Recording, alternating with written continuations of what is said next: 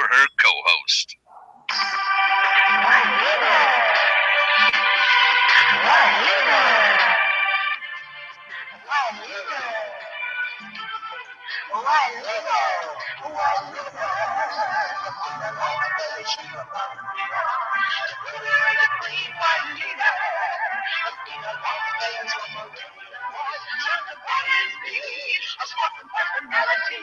She's always dealing with reality. With love she imparts on sounds of the heart. She knows that through your love will make you grow. Come on and find out what you need to know. Running in the dark to know. Whether ever meets the road. I'm not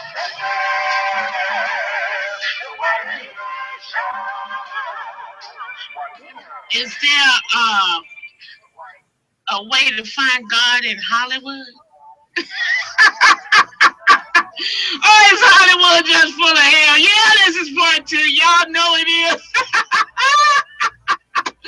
Hello, everybody. I'll tell you what, I am back. Yes, indeed. I am back with you once again with the WYLEANER Show. And I'm excited to be back with you. And this is part 2 of Can You Find God in Hollywood? Or is Hollywood just full of hell? And I have my special guest with me, Mr. MERLE Temple. And he is a famous author out there who has written book after book. And we are going to be talking to him in just a bit. And if I tell you, I'm excited about being back with you. So I want to welcome everybody back. I welcome everybody who is watching out there on WYLEANERTVShow.com and everybody who is listening out there on KKVV 1060 AM Las Vegas on your radio dial, and everybody who is watching out there on YouTube and Google Hangout and listening on Spreaker, and everybody who is watching in Pakistan on television. I tell you, everybody all over the whole entire big old wide world, I'm excited that you have came back to be with me again on the WYLEANER Show, and I have got some things for you, and I've got to share with you today. And if I tell you, y'all know how it works here, the rubber meets the road on the WYLEANER Show with all kinds of things, and I'm just excited as I can be. But you know, I got to go pay bills because I have to pay bills. And so with that being said, we're going to go pay some bills, and y'all know what's going to happen when we come back. The rubber is going to meet the road. We'll see you in a minute. Did you realize that right now, one of every 3 drivers on the road is cruising around in a state of skepticism? Why? Because they're full of questions about how much value their car insurance company is actually bringing to the party. And the way these drivers are getting answers is by shopping and comparing. If you're one of them, State Farm agent Mike Whitford in Las Vegas can help you get to a better state. Now's the time to call State Farm agent Mike Whitford in Las Vegas at 702-463-2400. That's 702-463-2400, and get to a better state with State Farm.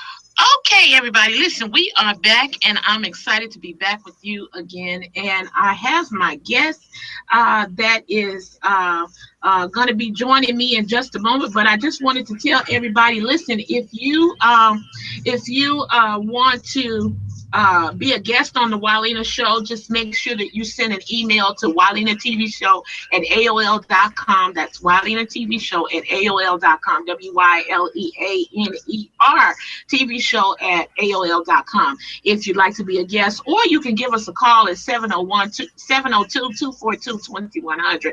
That's 702-242-2100 if you'd like to be a guest on the show. Okay, and then also if you would like to make a donation to the WYLEANER Show, it would be greatly appreciated. Any amount that you'd like to donate will be received with gratitude and appreciation. And so you can make that donation by logging on to WYLEANERTVShow.com. For those of you who are watching out there, you can click on that pay button, donate button up there at the top of the screen, and there you will be able to make a donation of whatever amount right there on that spot. And otherwise, if you want to send your donation, you can send your check or money order in the mail, and you can send that to WYLEANER at 420 North Nellis Boulevard, Suite A3, Las Vegas, Nevada, 89110. That's 420 North Nellis Boulevard, NELLIS Boulevard, Las Vegas, Nevada. Suite A3, Las Vegas, Nevada 89110. Okay, and for those that have made donations, I really want to just say thank you so much, and I appreciate you for all the donations that you've made, and all the cards and letters and gifts and everything that you've sent to the WYLEANER show, and it's just been greatly appreciated.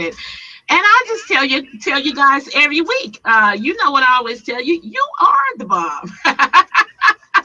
You are the bomb. And so thanks again for all of your support. Okay. And for those of you who do not have a donation or cannot afford to give a donation, thank you for watching and thank you for listening, because you are still a part of the WYLEANER show. No matter how you cut it, you're still a part of the WYLEANER show. So thank you, thank you, thank you, thank you, everybody that's out there. Now, I got a lot of folks that tune in off of Facebook too, and I just want to give a shout out to the Facebook folks. Okay, all of those folks that are watching and listening and tuning in out there on the WYLEANER show from Facebook. Hello to y'all too. Okay. All right. So listen, I have my guest on the line, and Merle Temple is with me today, and I'm excited about having him back. So Merle, are you with me? I'm here in Tupelo, Mississippi, home of the king of rock and roll. Whoa. All righty then. So how you doing? I'm doing good. People come here from all over the world to see Elvis's birthplace, and I just had a dinner with a group from Sweden, and nice folks, and I just meet folks from all over the world, even when I don't leave town. Wow. Okay. So you just been out there hobnobbing with Elvis folks and everybody else's folks, huh? That's right. Meeting a lot of nice folks, signing books, talking about Hollywood and what you were talking about, and things like that. Having fun in my old age. Okay. All right. Well, I just want to say thank you very much, Merle, for coming and coming back and being a part of the WYLEANER show, and thank you for allowing me the opportunity to just simply rake you over the coals. Because that's what WYLEANER do anyway. But you know what, you've been pretty strong. You've been dealing with me, and so I just want to say thank you very much for doing that. Okay. And so now what's going to happen is we're going to go ahead and get started. But what I want to do is give out the phone number for anybody that wants to call in and ask questions during the time that we get our dialogue going. Okay.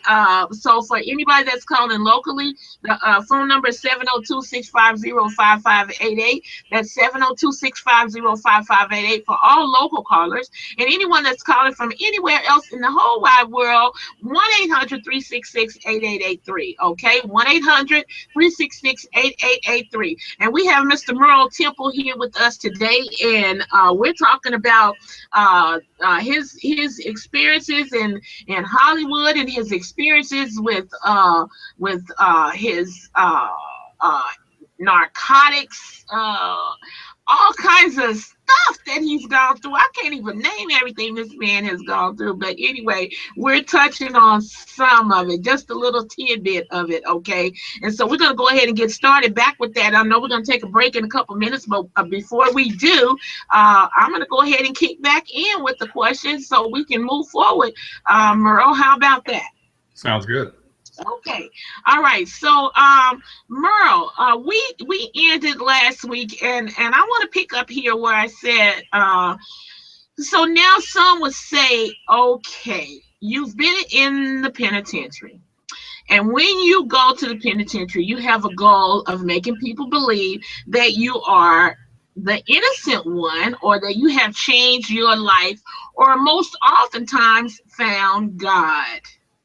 So, have you truly found God, or are you just simply trying to sell a few books, Merle? Come on, talk to WYLEANER about that. Well, WYLEANER, that's the same thing that the skeptics said about Chuck Colson in the Watergate days when he went to prison and came out. But Chuck, who is one of my heroes, and I read his book Born Again when I was in prison. Chuck came out Never forgot the guys there. God broke him in prison like he did me, and Chuck went on to establish the largest prison ministry, not only in the United States, but in the world. And I just finished submitting testimony to the Chuck Colson Task Force on reform of the federal prison system. And they'll report to Congress in December. And the books, so far, I tell you what, people don't understand about books. The average book each year that's printed sells about 100 copies. And except for the big guys, the big houses behind them, we've been fortunate to sell more than that, of course, but we just try to break even if we can, and we haven't broken even yet because we travel so much and speak so much, and we give away so many books to schools and libraries and prisons and everything. But hard as that was in prison, in one way, it was the best thing that ever happened to me because God turned off the noise of the world so I could hear him and find out who and what never mattered and who always will. Well, you know, Merle, I saw something here that someone said, and I actually don't remember where I got this from, but someone wrote about you, said that, and they're talking about you, and they said, he says he has a prison ministry called Prisoners of the Lord, and he expects to spend his remaining years serving Jesus Christ. He credits Jesus with showing him that right with God is all that matters. So is that did I find accurate information there? Yeah, I remember that. It was actually from the Atlanta Journal-Constitution, a little piece they did right before I came home. And believe me, I was so thrilled that the Atlanta Journal-Constitution, who's not what I'd call Christian friendly, if an article about me could get the name of Jesus mentioned in that big paper, you know, that was a victory. I claim that as a victory. And but it's accurate. That's all I live for. I certainly wouldn't even be writing these books if it weren't for my promise to God and to the Lord that I would tell my story and his story of redemption and second chances. And because some of this stuff I go back and I write from memory. I write it as fiction, but I write from memory and dig up all those bones. And I tell you, it's pretty painful. And sometimes I would just quit if I had made that promise to him, but I can't break that promise. Okay. All right. Listen, we're going to take a commercial break and we'll be right back. Did you realize that right now, one of every 3 drivers of the road is cruising around in a state of skepticism? Why? Because they're full of questions about how much value their car insurance company is actually bringing to the party. And the way these drivers are getting answers is by shopping and comparing. If you're one of them, State Farm agent Mike Whitford in Las Vegas can help you get to a better state. Now's the time to call State Farm agent Mike Whitford in Las Vegas at 702-463-2400. That's 702-463-2400 and get to a better state with State Farm. Okay, all right, we're back. And so listen, Merle, I see here that you wrote a 4-page letter to former President George W. Bush requesting a pardon. Did you get that? No, nobody gets pardons from especially from Bush. He was the stingiest of all presidents on a pardon, and they're just very rare and just very hard to get. And usually in the history of most presidents, the only people who get pardons are those who made large donations to campaigns, or either they're related to someone who has, and that certainly rules me out. Okay, so you did not get the part. You did write the 4-page letter, is that correct? I did, yeah. The pardon. Okay, but you just didn't get it. Okay, so so what happened? You did how much time did you end up doing in relation to this particular incident? Well, I probably wouldn't have served any time or very little time if I had honored my agreement to cooperate with the government, but that kind of fell in the ditch, and we didn't much like each other, and I thought they were trying to ask me to say things that really didn't happen, And so they punished me for going off the reservation, and they gave me an 8-year sentence, and I wound up serving 5.5 years in 3 different institutions. And at each place, against all odds, we formed Christian movie nights, which everybody said could not happen, but they did. And we exposed thousands of men to the gospel of Jesus Christ, and so many stories to tell in this 3rd book. Okay. Well, tell me, look, I'm going to get Wylena going to get a little off the cuff here for a second. I see here, tell me about the fight that you had that was between you and Bradley Gardner in the ranch. What happened there? The fight? Yeah, you and you know who Bradley Gardner is? No, I don't. Okay, so you didn't have a fight with Bradley Gardner in relation to a ranch that maybe your father left or something? No, I don't know what that's about. It doesn't sound familiar at all. Oh, wow. Okay. Well, Oh, is that I do remember. I think it's there's another MERLE temple up in North Dakota. okay. I think, because I called him once just to ask him if he knew his history of his family, and I remember he had some problems with some kind of land dispute or something. I bet that's another MERLE temple. There's only 2 that I know of in the country. Okay, well, I guess it's spilling over. Yeah. You tell that MERLE temple that his laundry is spilling over into your reputation. Some people I know would say that one MERLE temple is too many. Okay. Well, Merle, I know that you have been through a lot, and you've dealt with a lot of stuff out there as far as your life being threatened and all that. And so I guess my next question would be to you, have you ever been involved with drugs? And tell us about the narcotics experiences from your position as a narcotics agent. Oh, well, when I came out of Ole Miss in the early 70s, I had never seen illegal drugs, but President Nixon had just declared war on drugs, the first war, and formed the DEA, and a lot of state institutions mirrored from that. And so I probably foolishly decided that was a place for me, and I went into the Mississippi Bureau of Narcotics, first undercover, and eventually became the first captain in the agency.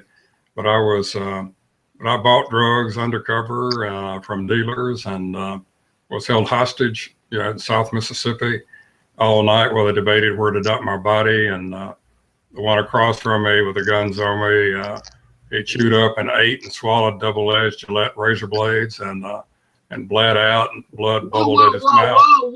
Whoa, wait a minute now.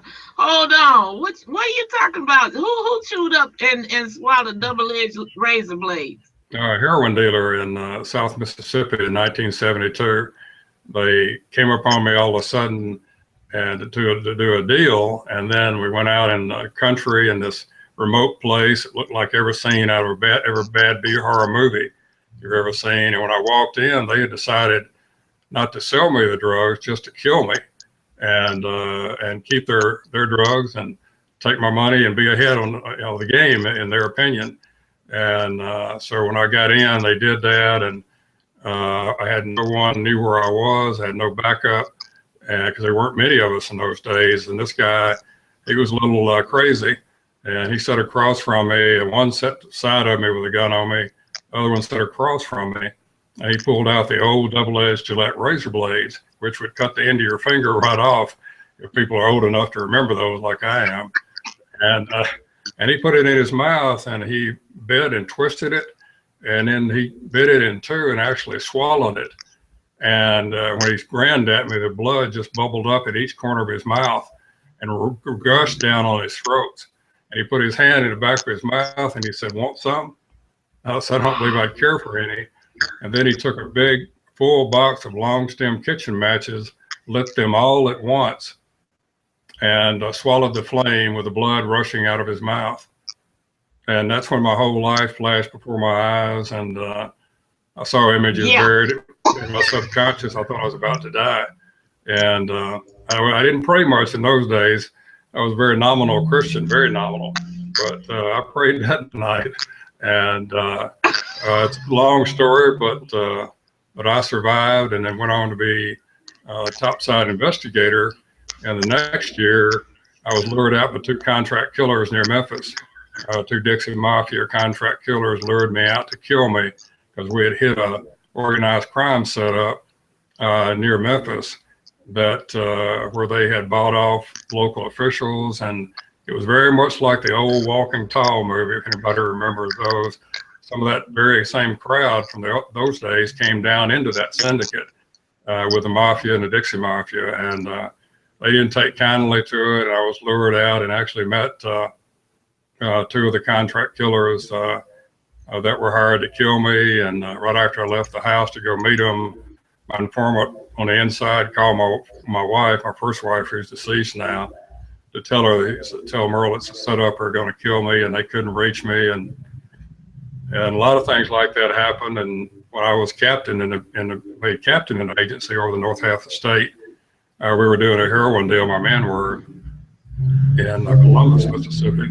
We had bought drugs from them before, and we were going to buy a large quantity and arrest them in the middle of the deal because the money was so much we couldn't let it walk away.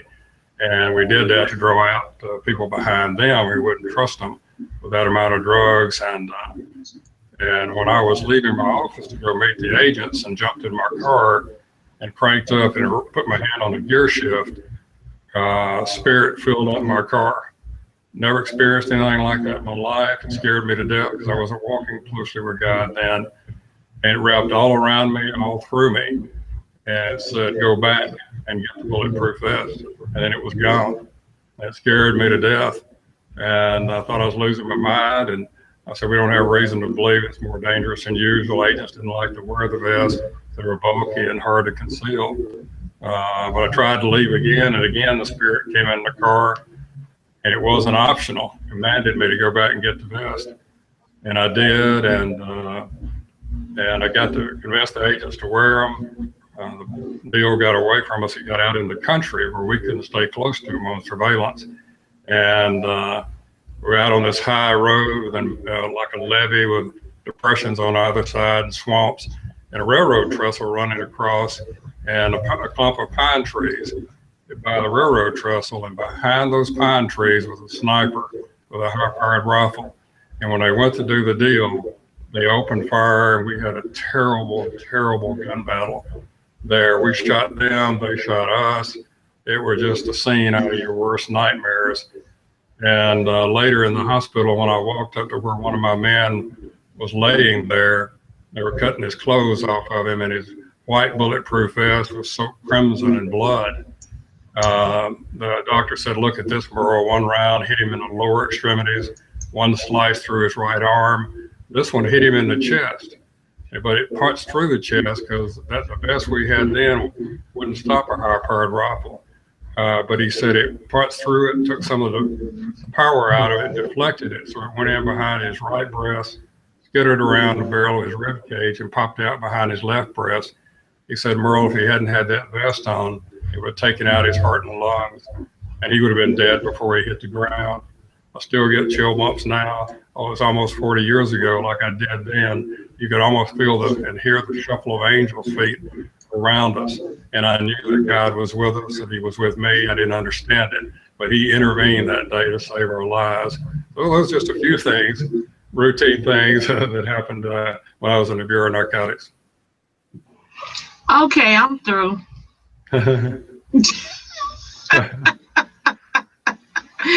Stick a fork in me, I'm done. Okay. That's kind of what I said at the end of that long day. Yeah, I can imagine. Well, no, I can't imagine. Woo, mercy. Okay, well that you know what that kind of sounds like something that I probably would see on your friends from Criminal Minds. Yeah, yeah. That's why that's why they read the manuscript and they read all of that written as fiction, Uh-huh. and they loved it, and that's why they called me to Hollywood. They said, "This is great. We want to represent you. You know, come to Hollywood." So we loaded up the Murano and drove across America and just had a fairy tale experience out there in Hollywood. And they treated us like we were celebrities. But that's what started it all with the Hollywood thing. Wow. Well, I tell you what, I asked for it, so you gave it. And that's just the tip of the iceberg. Yeah, That's just the tip of the iceberg. I can believe it. So we not gonna bust the iceberg on the WYLEANER show.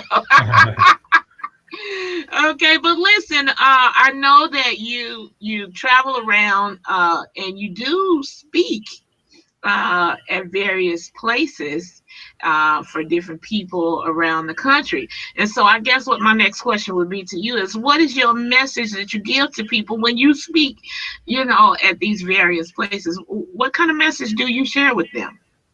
Well, I tell them a little bit about my life and what's happened. But I try to tell them try to warn people that the world is a dark and dangerous place.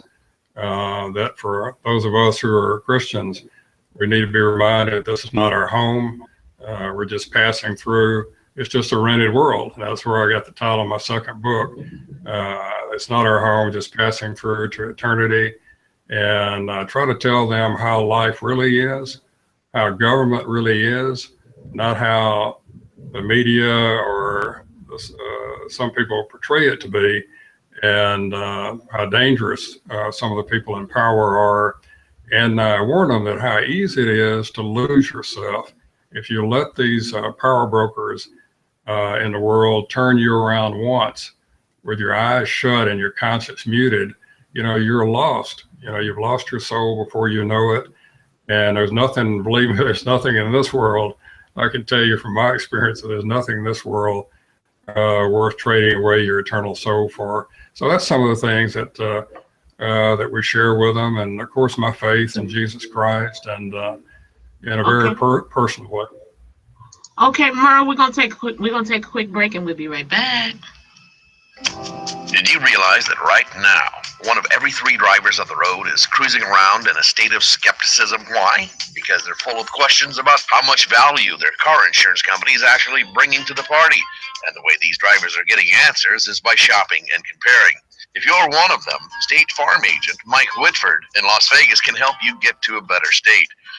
Now's the time to call State Farm agent Mike Whitford in Las Vegas at 702-463-2400.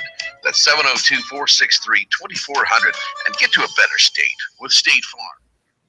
Okay, so Merle, I guess I know that you've really been dealing with some stuff. So prison though is one of the things that a lot of people have a really hard time coming back from, and dealing with the repercussions of, and that type of thing. So are you an advocate for prisoners now, or how does your world revolve when it comes to prison and prisoners, and do you devote any time to help them at all, or are you just kind of off on your own? What's the deal on that? No, the prison ministry we started inside at 3 institutions. It goes on. All the movies that we got donated and purchased ourselves, there are hundreds of those that are still there for men to view and see when they come in and out of prison. And we just ask them when we left, you'll take my place. When you leave, get somebody to take your place. And people who do know my story, not everyone does the whole story, but they come to me after they've read my books, particularly my second book, where Michael Barker is headed off to federal prison in the end. They come to me and tell me my son's in prison, my husband's in prison. would you write them? Would you talk with them? And I do that, and we send books to them. We send books to prisons, um, and I want to help them in any way I can. And when I go out and speak, especially when I speak to churches and to my fellow Christians, I tell them and I warn them, not just for the inmates but for themselves, that we sometimes have a bad habit of freezing men and women who we think they were, maybe on faulty information even, but who we think they were yesterday, a year ago, 5 years ago, 10 years ago. And I tell them, aren't you glad, that God didn't do that, before he sent his son to die for us on the cross, for my sins and your sins. And so, a lot of light bulbs go on when you look out at the audience and the congregations, and people get convicted, and we have some pretty tender moments, and I cry and they cry, and it's just not an easy thing to stand up and bare your soul again and again. But that's what I promised God I would do, and so again, that's what we do. So we're always looking for some new way to partner with prisons, and we're working on that in next year. To see how many would actually like me to come to the prisons and start speaking directly to the inmates. Okay, so why do you feel that God spared you so many times when you could have died? You could have been dead. What do you feel like the reason is that God would have even bothered to spare you? Well, that's one of the big mysteries of life, and particularly in my case, because I saw all that he was doing for me, and I tell people now, I don't know why he loves me so much, but I sure am glad he does. Because I wrestle with it. Even inside when I was doing the Christian movie nights, a friend of mine inside, his son was killed at 19, and of course they wouldn't let him go to the funeral, but they had a big memorial service inside, and he asked me to officiate at those services. And I was terrified because I didn't feel worthy. I was still wrestling with that, but I did because I couldn't refuse him, because he was so good to me when my first wife passed away right after I went in.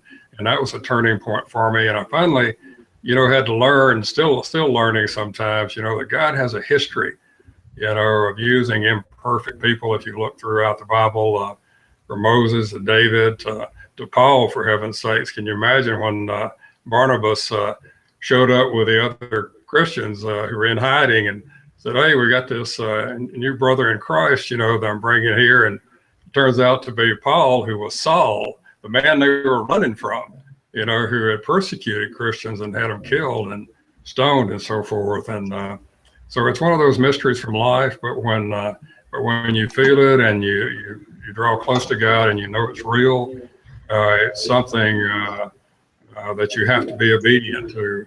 And it really doesn't matter whether we understand it or not.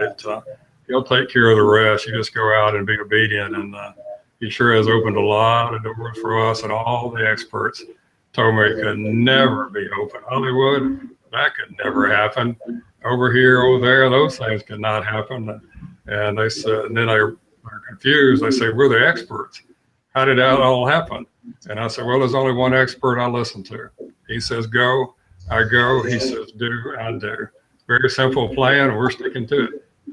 Well, some people would go as far as to say that sometimes we have to be placed in a certain position in order to be brought to where that God wants us to be. Wouldn't you agree?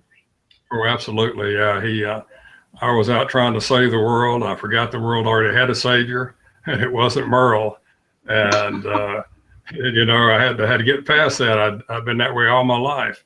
I was a guy in a white hat. I always wanted to ride in and clean up Dodge City and save the damsel in distress. And, the world isn't quite as nice, neat, and tidy place as, as I thought it was watching TV in the 50s and early 60s.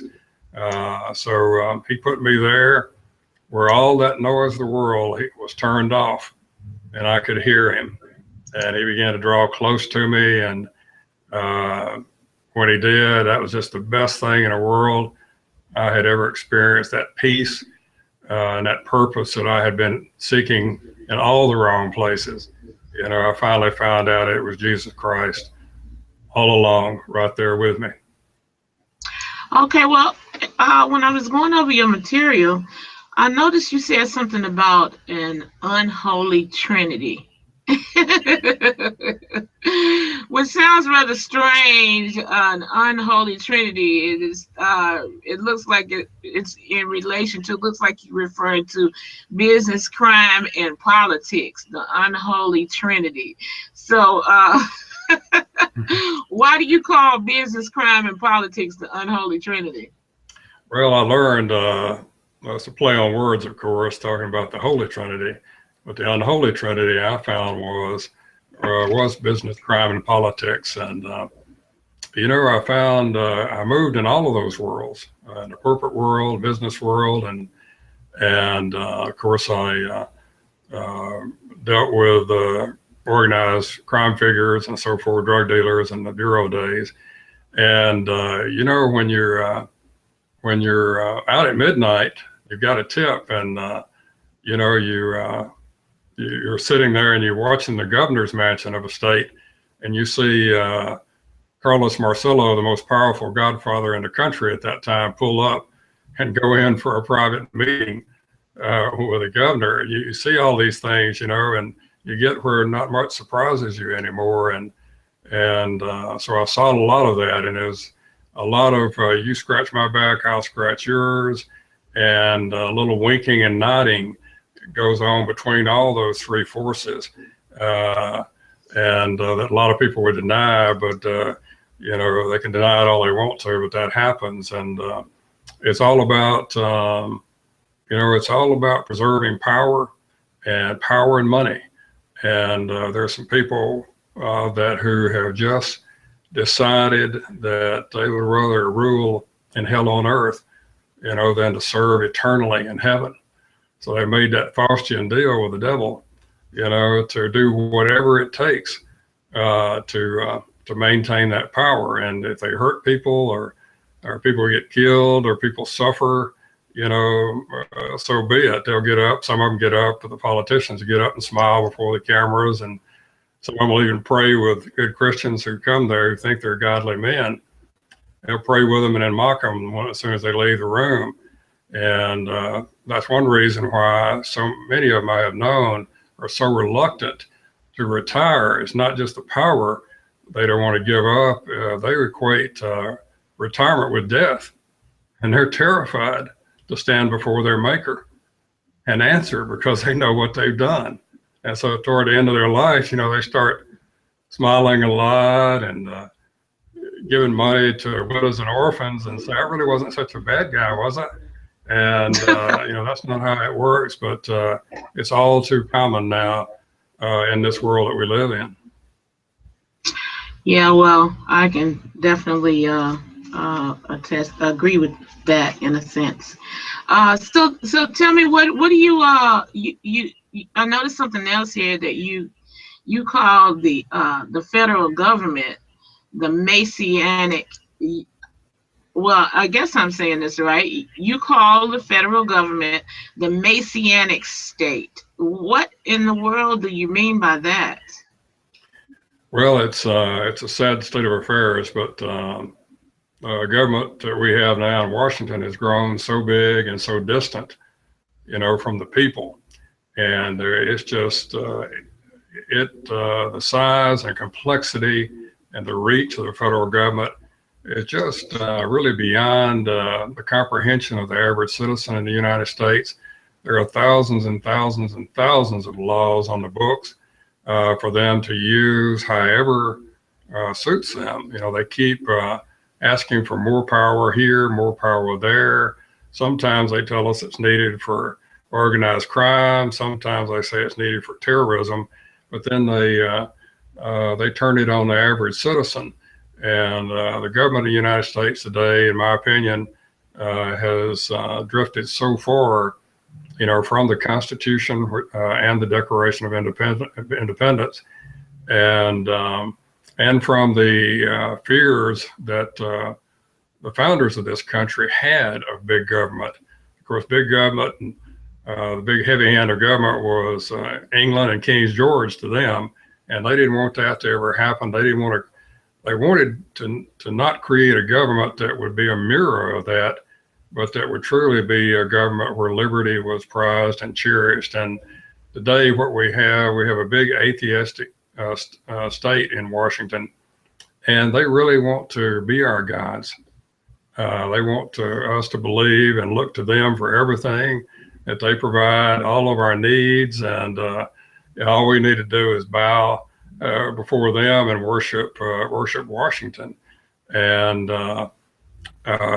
their chief competitor for the hearts and minds of the people, just like it has been down through the ages for the last 2,000 years, is Jesus Christ. And so this messianic state who wants to be our gods, they have to try to separate us from him.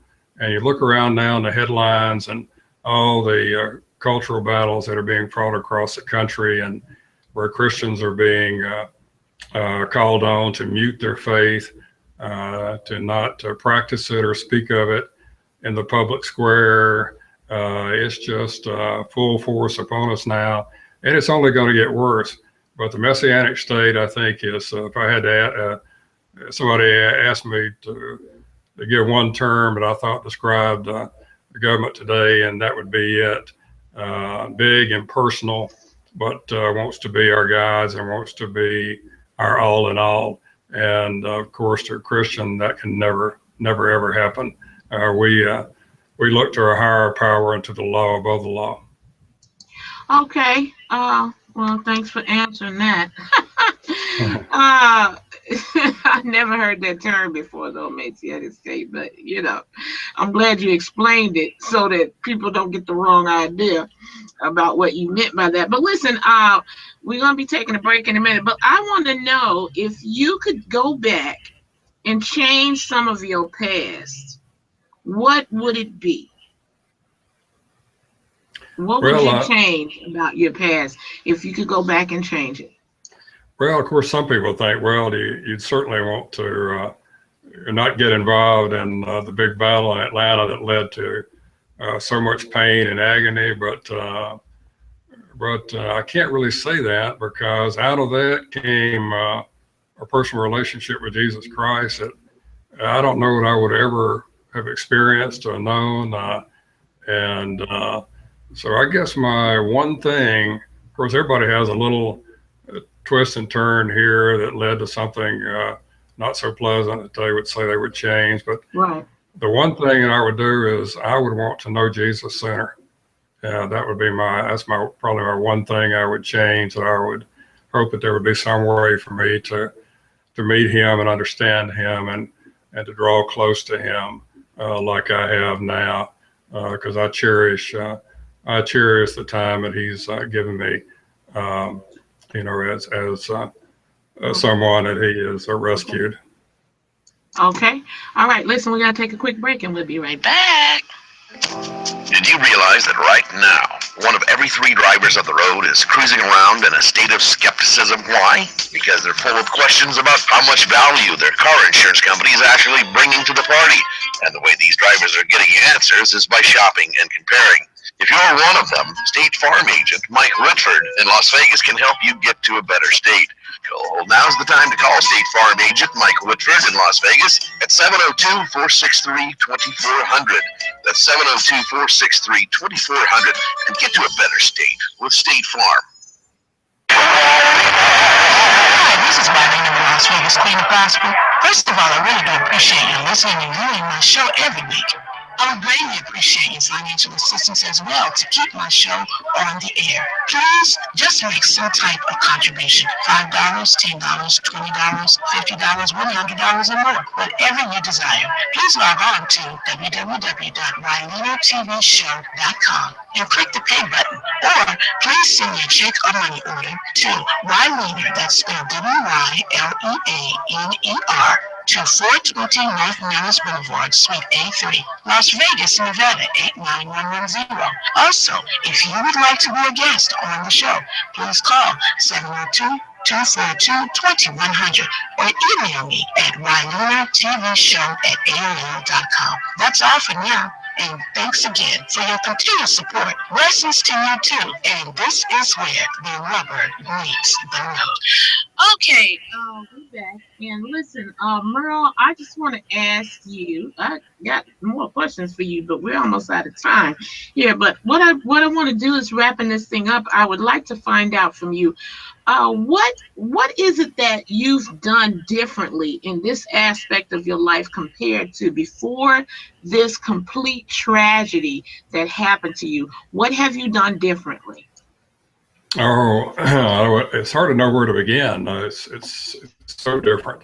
I mean, everybody in the old days would have said, "Well, he's a nice guy and he helps a lot of people and so forth." But one big difference is now is I don't have any hate or bitterness in my heart for anybody.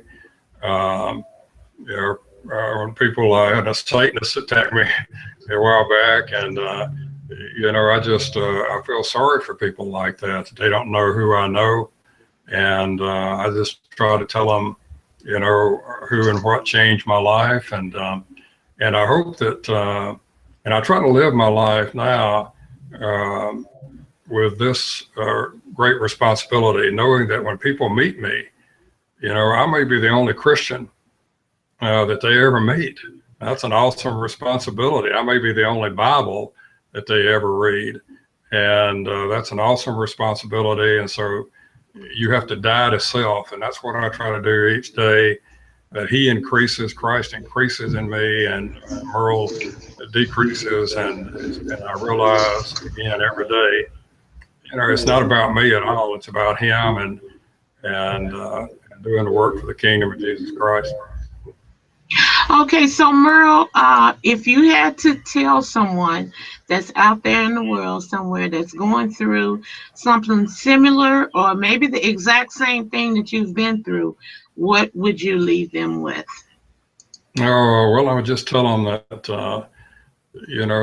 that you're never alone. All you got to do when you're way down in the valley, as one writer wrote about me. So I was so far down in the valley, there was only one direction to look, and that was up.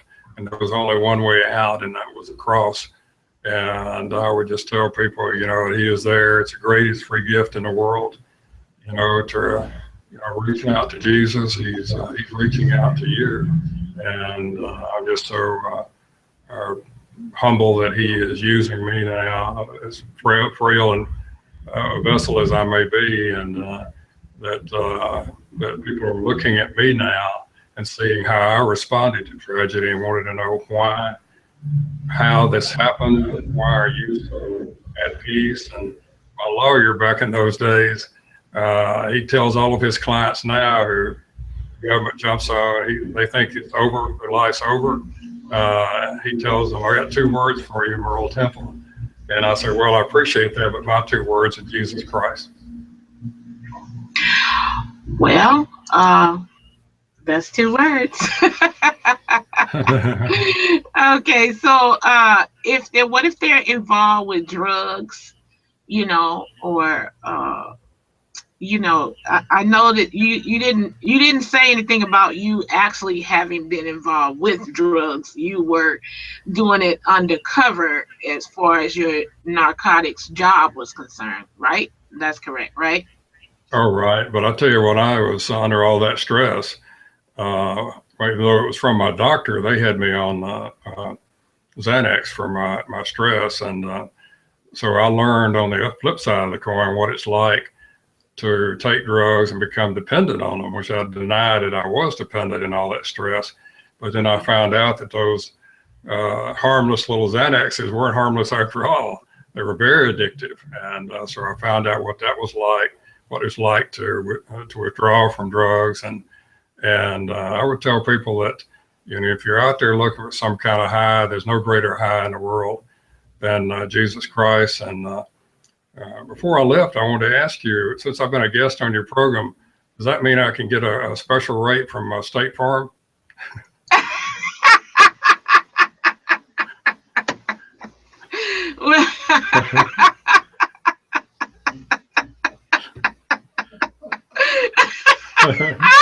Just kidding. Well, now you know that's a good one.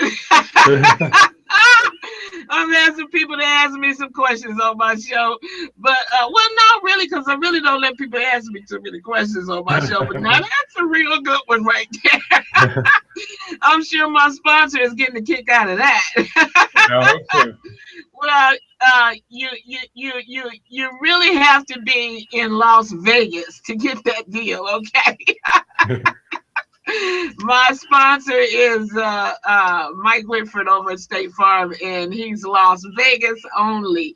So if you move to Las Vegas and you want your insurance, all the insurance you want, you just check with my guy Mike Whitford over there at State Farm. Okay, I will. But this is not a nationwide advertisement, okay? Okay. That's funny. Okay, so Merle, I want to just tell you thank you so much for being a guest on my show for the past 2 shows. It's been awesome. And what you've been through, I'm glad. I would have never been able to survive that. And so, especially the guy with the double-edged razor blades. So anyway, I'm giving you 1 minute for your closing thought right now, and you can begin. Okay, well, thanks for having me on. I just tell folks that if you'd like to look at my books, A Ghostly Shade of Pale and A Rented World, you can find them on Amazon.com, or you can go to MERLETemple.com, MERLETEMPLE.com, and see some of our videos and audio interviews. And if you'd like to have me come speak, I would love to come and build it into our schedule, no matter where it may be. Just email me at Merle Temple, MERLETEMPLE at bellsouth.net, BELLSOUTH.net, all lowercase, and let me know how I might help you in your ministry or speak at your church. We really enjoy getting out and meeting people, and as you can probably tell, I never meet a stranger. Okay. All right. Well, thanks again, Merle. And for those of you who just heard what he just said, I think anybody that's out there that has a prison ministry of any type, I think Merle would probably be, one of those people you might bring in, since he's been there, done that. All right. So thanks again, Merle. Listen, everybody, we're getting ready to wrap it up. Okay. But listen, before we go, I have got to tell you something. The WYLEANER show is getting ready to do something just a tad bit different for the next few weeks. I'm not exactly sure how long this is going to go, but I wanted to share this information with you. The WYLEANER show has been presented with a challenge. Yes, I said a challenge, okay? Well, you don't challenge WYLEANER. That's just something you just don't do and get away with it, okay? Because I just might take you up on it. And so, to let you all know that if you remember the guest that I just had on recently, and his name was Don C. Harris, okay? Don C. Harris, well, he has placed a challenge on my guest that's been on the WYLEANER show to dialogue with him. Okay, to dialogue with him. And he says that he has it more accurate than the best of y'all out there. So I'm like, okay, well, whatever, but we gonna see. So I have some guests that have agreed to accept this challenge that Don C. Harris is presenting. So starting next week until, okay, we're going to run this show a little bit different, okay? And I'm going to allow, for the first time, dialogue between the 2 guests, okay? I'm going to allow them to talk to each other. And I'm going to allow them to question each other. And I'm still going to ask most of the questions myself, but I'm going to allow them to dialogue back and forth respectably, okay? And also with you out there, the callers, you will be allowed as well to get involved in this discussion, and we will still keep it, respect going here, but I have people that have stepped up to the plate and they say, hey, I'd like to have a conversation with him and dialogue back and forth with him about what we believe to be the truth and he wants to dialogue about what he believes to be the truth. So there you have it. So I have people that's coming in that's going to dialogue with him, SDA, atheist, agnostic, non-denominational, Muslim, and more. All right. So starting next week is going to be the first one of its kind. Y'all got to make sure you tune in. You got to make sure you be right here and strap up your boots and get ready for something that has never happened on the WYLEANER Show.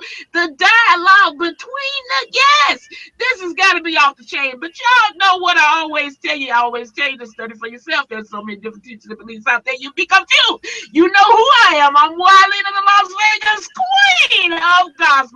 And you know what show this is. This is the show, and this is where the rubber meets the road. We'll see you next week.